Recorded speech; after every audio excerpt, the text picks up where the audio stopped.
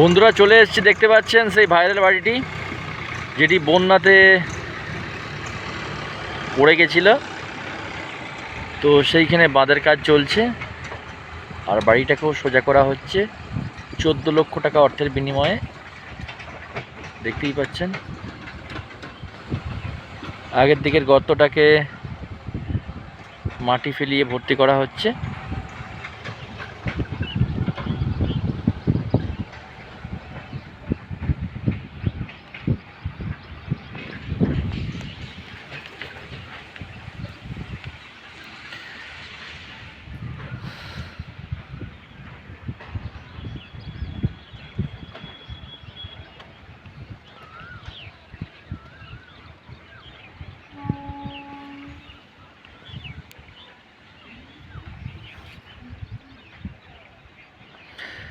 দেখতেই পাচ্ছেন হেলে যাওয়া বাড়িটি আবার সোজা করা হচ্ছে।